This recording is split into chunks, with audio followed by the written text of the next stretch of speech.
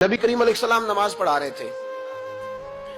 जोहर की नमाज थी, असर की नमाज थी। सही मुस्लिम में मौजूद है। हजरत अबू हुरैरा फरमाते हैं नमाज पढ़ाते पढ़ाते नबी पाक ने कदम आगे किया। नमाज पढ़ाते पढ़ाते कदम आगे किया और यूं हाथ उठाया, फिर वापस कर लिया। अब नमाज पढ़ के ना तो सलाम फेरा तो सहाबा अर्ज करने लगे, या रसूल अल्लाह सल्लल्लाहु अलैहि वसल्लम, वो नमाज में पैर भी आगे किया तो हाथ भी उठाया, तो वजह क्या थी? पहला सवाल तो यह है कि आप लोग नमाज पढ़ रहे थे या हुजूर को देख रहे थे?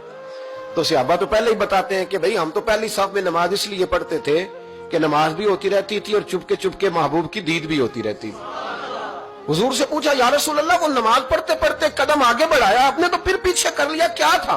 और हाथ उठाया तो फिर आपने नीचे कर लिया। तो नबी करीम फरमाने लगे, नमाज पढ़ाते पढ़ाते जब मैंने कहा ना समी अल्लाहु लिमन हामिदा, अचानक मेरी नजर उठी तो जन्नत में चली गई। नजर उठी तो जन्नत में, तेरे लिए 2-4 कदम अर्श बरी है।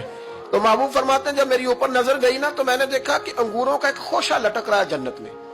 तो मैंने हाथ बढ़ाया कि तोड़ लूं। हुजूर खड़े हैं मस्जिद नबवी में और फरमाते हैं कि मैं यहां खड़े होकर हाथ ऊंचा करूं तो मेरा जन्नत तक पहुंच जाता है। फरमाया मेरा इरादा हुआ कि वो खोशा जन्नत का तोड़ लूं और जरा मैंने पैर आगे बढ़ाया ही था तो मेरे दिल में ख्याल आया कि जन्नत राज है, तो राज ही रहनी चाहिए। ये राज खोल गया तो मजा नहीं आएगा। तो मैंने फिर वो हाथ वापस कर लिया। सहाबा कहते हैं जब नबी करीम ने ये बयान किया तो हमारे चेहरे ना तजस्सुस से खेल उठे।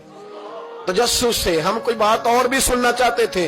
तो महबूब फरमाने लगे, अगर मैं वो खोशा तोड़ के ले आता और तुम्हें दे देता, तुम कयामत तक भी खाते रहते तो तुमसे खत्म नहीं होना था।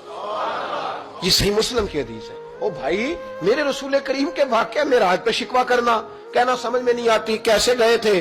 तो तू जो चाहे तो हर शब हो मिसाले शबे असरा, इसलिए कि तेरे लिए 2-4 कदम